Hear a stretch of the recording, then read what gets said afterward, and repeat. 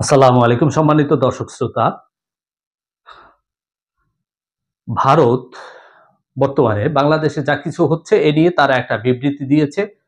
বাংলাদেশে যে ভাঙচুর হচ্ছে, ছাত্র সমন্বয়কদের নেতৃত্বে যা কিছু হচ্ছে এ নিয়ে ভারত একটি বিবৃতি দিয়েছে। আমি তার তীব্র প্রতিবাদ জানাচ্ছি। কারণ বাংলাদেশের অভ্যন্তরে কি হলো না, বাংলাদেশের অভ্যন্তরে কি ঘটলো কি ঘটলো না তা দিয়ে ভারতের কোনো কিছু দরকার নেই। কারণ আমরা চাই না যে ভারত বাংলাদেশের কোনো বিষয়ে নাক গলাক, তারা কোনরূপ কোনো ভাবে বাংলাদেশের বিষয় নিয়ে হস্তক্ষেপ করুক। এগুলো বাংলাদেশের মানুষ মোটেই পছন্দ করে না বা মোটেই সহ্য করতে পারে না। তাই আমি বলবো যে বাংলাদেশের অভ্যন্তরে কি হচ্ছে না হচ্ছে তা দিয়ে ভারতের কোনরূপ কোনো দরকার নেই কোনো কিছু বলার। তারা যেন তাদেরকে নিয়ে থাকে, বাংলাদেশ যেন বাংলাদেশকে নিয়ে থাকে। কারণ ভারতের অভ্যন্তরে যা কিছু হয় তা নিয়ে বাংলাদেশ কিন্তু কখনোই কোনো কিছু বলে না বা নাক গলায় না, কোনো কিছুই জানতেও চায় না। কিন্তু বাংলাদেশের বিষয়ে জানি ভারত কোনরূপ কোনো নাক না গলায়। দ্বিতীয় বিষয় হচ্ছে শেখ হাসিনা। তিনি একের পর এক বিবৃতি দিয়ে বিভিন্ন রকম ভিডিও প্রচার করে বাংলাদেশের অভ্যন্তরে তিনি গন্ডগোল লাগানোর চেষ্টা চালিয়ে যায় সবসময়, এখনো চালিয়ে যাচ্ছেন।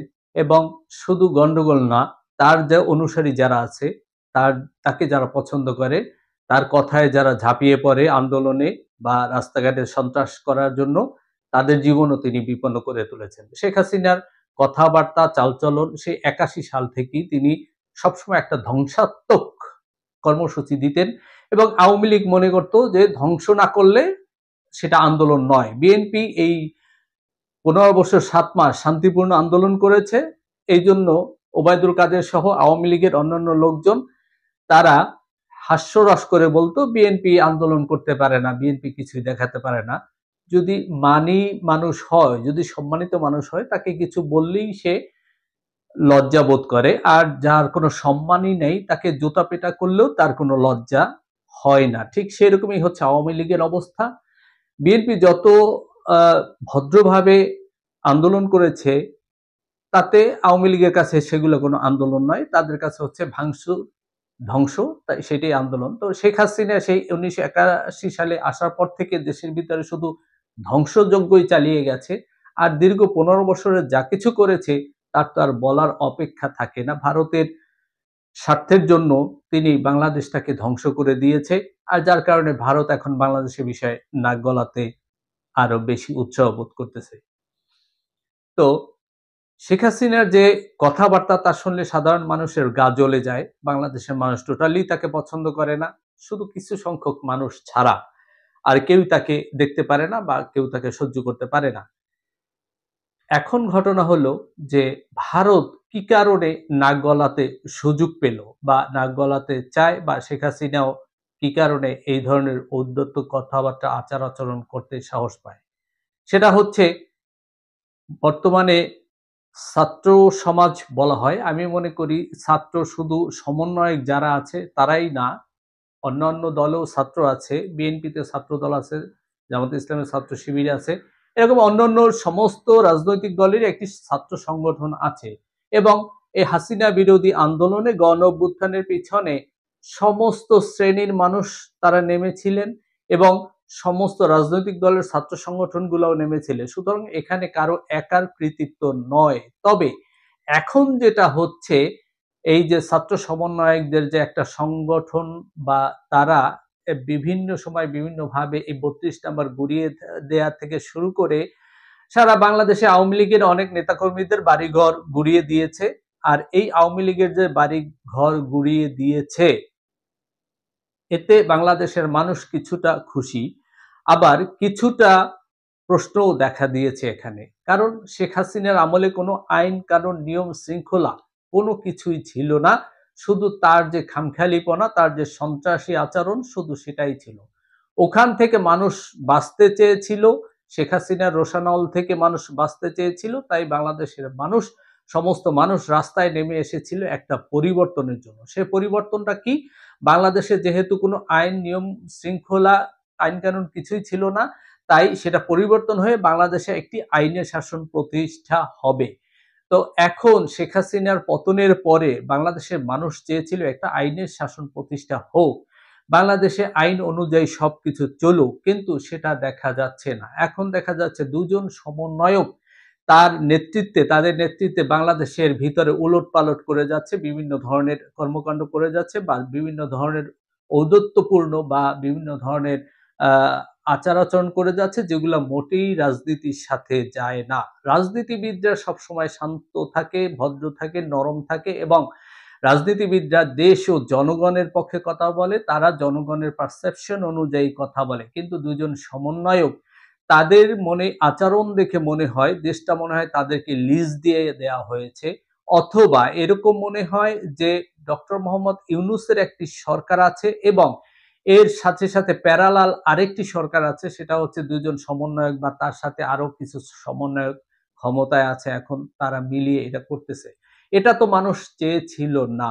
মানুষ চেয়েছিল আইনের শাসন, অর্থাৎ আওয়ামী লীগ একটি খারাপ দল, আওয়ামী লীগ একটি ধ্বংসের নাম, শেখ হাসিনা একটি ধ্বংসের নাম, শেখ হাসিনা একটা সন্ত্রাসী, নিষ্ঠুর, পাষাণ, তাতে কোনো সন্দেহ নাই। মানুষ ঘৃণা করে মন ভরে শেখ হাসিনাকে, যার কারণে শেখ হাসিনার যে 15 বছর 7 মাস যে কর্মকাণ্ড করেছে তার বিচার হোক, মানুষ এটাই চায়। শেখ হাসিনার যে অপকর্ম করেছে তার যদি সত্যিকারের বিচার হয়, বিচারের ভাষায় আমরা যে যতটুকু জানি তাতে তার 1000 বার ফাঁসি হয়। এখন সেটা না করে কি কারণে এরকমের মব কালচার, অনেকে বলে মব জাস্টিস, আমি মব জাস্টিস বলি না, কারণ মব কখনো জাস্টিস হয় না, এটাকে বলা হয় মব কালচার। এই যে তারা মব কালচার শুরু করেছে, তার মাধ্যমে যে দেশবাসীকে বা দেশটাকে অস্থিতিশীল করে তুলেছে, এগুলা কিন্তু মানুষ চায় না বা আসলে মানুষ পছন্দ করে না। এটা যদি সত্যিকারে আইনের ভিত্তিতে হতো, আইনের দৃষ্টি থেকে হতো, শেখ হাসিনা এবং তার যে সাঙ্গপাঙ্গ গুন্ডা পান্ডা যারা ছিল বা এখনো দেশের ভিতরে আছে, তাদেরকে যদি আইনের মাধ্যমে এনে তাদের যদি বিচার করা হতো, তাহলে মানুষ খুশি হতো। কিন্তু সেই 5ই আগস্টের পর থেকে এই পর্যন্ত টোটালি সরকার একেবারেই চুপ ছিল, কোনরূপ কোনো কিছুই করে নাই। হঠাৎ করে কেন ছাত্ররা জেগে উঠে এই ধরনের কর্মকাণ্ড করলো, সেটা হচ্ছে, এবং বর্তমানে একটি অপারেশন চলতেছে, অপারেশন ডেভিল হান্ট, অর্থাৎ শয়তান খোঁজা বা শয়তান শিকার করা একটি কর্মসূচি। এতদিন কেন এই কর্মসূচি করা হয় নাই? এখন কেন এই কর্মসূচি? সেটা হলো, কিছুদিন আগে গাজীপুরে একটি ঘটনা ঘটেছে, আপনারা সবাই জানেন, যেখানে ছাত্র জনতার উপর প্রহার করেছে। ওখানে আওয়ামী লীগের লোকজন যারা আছে, তারা তারা তাদের গুন্ডামি, তাদের যে বদমাইশি, আওয়ামী লীগের লোকজন সেই কাজই তারা করেছে, ছাত্রদের উপর আক্রমণ করেছে। এবং ছাত্রদের ভাষা হচ্ছে যে তারা ওখানে অন্যায়ের প্রতিবাদ করতে গেছে, বা আওয়ামী লীগের যে সন্ত্রাসী তার বিরুদ্ধে তারা কথা বলতে গেছে বা অ্যাকশন নিতে গেছে। কথা হলো, তারা অ্যাকশন নিতে কে? যদি আওয়ামী লীগ অন্যায় করে, অবশ্যই আওয়ামী লীগ অন্যায় করেছে বা তারা সন্ত্রাসী বা তারা অন্যায়কারী, তাতে কোনো সন্দেহ নেই। দেশে আইন আছে, বিচার বিভাগ আছে, শাসন বিভাগ আছে, তারা সবকিছু করবে। কিন্তু এখানে ছাত্র সমন্বয়করা গিয়ে সেখানে বিচার করবে, তাহলে তো দেশের ভিতরে একটি আলাদা সরকার তৈরি হয়ে যায়। এটা তো মানুষ চায় না। আমরা যেটা চাই, পুলিশে এখানে ভূমিকা রাখবে এবং আইনের মাধ্যমে তাদের বিচার হবে, এটাই আমরা চাই। তো এখানে যে দ্বৈত সরকার শুরু হয়েছে, ইউনূস সরকার এখানে পরিপূর্ণভাবে ব্যর্থ, এইটাই বোঝা যাচ্ছে। এবং ইউনূস সরকার এবং তার সাথে যারা আছে যে ছাত্ররা, তারা যে নতুন রাজনৈতিক দল গঠন করবে, সেই রাজনৈতিক দল গঠন করার জন্য তারা একটা প্রেক্ষাপট তৈরি করতে চাচ্ছে, তারা একটি মাঠ খালি করতে চাচ্ছে। সেটা হচ্ছে আওয়ামী বিরোধী কিছু আচরণ করে এখন তারা রাজনৈতিক দল গঠন করতে চাচ্ছে। এখন আওয়ামী বিরোধী এই একটা মাত্র ইস্যু আছে, যেটা সমস্ত মানুষই পছন্দ করে। আওয়ামী লীগের বিরুদ্ধে কিছু বললে বা ভারতের বিরুদ্ধে কিছু বললে এদেরকে জনসমর্থন বেড়ে যায়। যেমন বিএনপির রাজনীতি হচ্ছে আওয়ামী লীগ বিরোধী এবং ভারত বিরোধী, যার কারণে বিএনপির আকাশ সমান জনসমর্থন।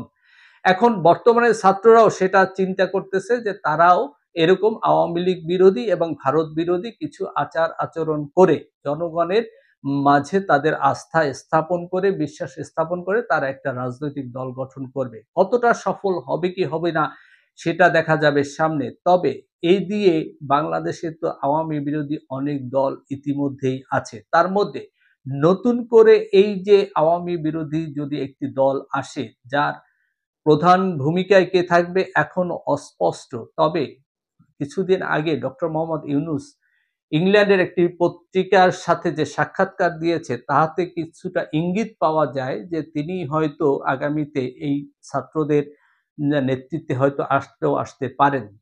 তার যে কথা ছিল সেটা হচ্ছে ছাত্ররা বলেছিলেন যে আমাদেরকে কে চিনবে, আমাদেরকে কে ভোট দিবে, আমাদেরকে তো কেউ চিনে না। ডক্টর মোহাম্মদ ইউনূস তাদেরকে উৎসাহ প্রদান করে বলেছিলেন যে না, তোমাদেরকে সবাই চেনে, তোমরা এগিয়ে যাও, রাজনৈতিক দল গঠন করো। তাহলে বোঝা যায় ডক্টর মোহাম্মদ ইউনূস পিছনে বসেই তার সবকিছু চালাচ্ছেন বা উৎসাহ প্রদান করতেছেন। এমনও যদি হয় যে কিংস পার্টি গঠন হয় এবং তারাই যেভাবেই হোক শেখ হাসিনার মতো তাদের সংখ্যাগরিষ্ঠতা বের করে নিয়ে আসে, তাহলে হয়তো ডক্টর ইউনূসকেই বলতে পারে যে আপনি স্যার আবার আসেন, আপনি ক্ষমতায় বসেন। ইউনূস সাহেব আবার হাসি দিয়ে বলবেন যে হ্যাঁ, আমি ছাত্রদের কথা ফেলতে পারিনি, ছাত্ররাই আমাকে ক্ষমতায় বসিয়েছে। সেটাও হতে পারে। তো এই যা কিছু দেশের ভিতরে ঘটতেছে তার লক্ষণ একটাই। তাহলে ছাত্ররা যে কথা বলেছিল যে আমরা পরিবর্তন চাই, সেই যে গতানুগতিক ধারার যে রাজনীতি তার বাহিরে বের হয়ে তারা একটি রাজনীতি দল গঠন করবে বা তাদের সবকিছু কর্মসূচি থাকবে। যে পরিবর্তন তারা চেয়েছিল, কিন্তু এখন যে ছাত্রদের কাছ থেকে যে আচরণটা দেশের মানুষ দেখতেছে সেটা অনেকটাই মনে হয় যেন সেই ছাত্রলীগ যুবলীগের মতো সন্ত্রাসীদের মতোই কিছুটা আচার আচরণ আসে।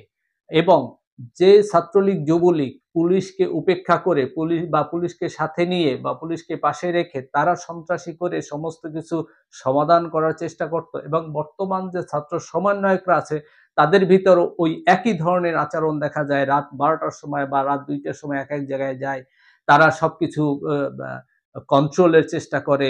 এখানে উপদেষ্টাদের কোনো ভূমিকা নাই, পুলিশের কোনো ভূমিকা নাই, আর্মির কোনো ভূমিকা নাই, সবই এই ছাত্ররা করে। তাহলে তারা যে কথাটা বলেছিল যে তারা গতানুগতিক ধারার রাজনীতির বাহিরে তারা নতুন কিছু তৈরি করবে, নতুন কিছু দেখাবে, তাহলে সেটা রইল কোথায়? তারাও তো সেই ছাত্রলীগ, যুবলীগ বা আওয়ামী লীগ যেরকম করেছে এখন তারাও সেই ক্ষমতা দেখাচ্ছে। সুতরাং পিক আওয়ার সবারই থাকে। আওয়ামী লীগেরও পিক আওয়ার ছিল, বিএনপিরও পিক আওয়ার ছিল। এগুলা চলে যায়। একটা পর্যায়ে পিক আওয়ার চলে গেলে সবাইকেই দৌড়ের উপর থাকতে হয়। সুতরাং বাংলাদেশের রাজনীতির গতি অনুযায়ী বা বাংলাদেশের রাজনীতির ইতিহাস অনুযায়ী বা রাজনীতিবিদদের ইতিহাস অনুযায়ী যতটুকু দেখা যায়, সবাইকেই একটা পর্যায়ে এসে কিন্তু দৌড়ের উপর থাকতে হয়। ধন্যবাদ সবাইকে। আসসালামু আলাইকুম ওয়া রাহমাতুল্লাহি ওয়া বারাকাতুহু।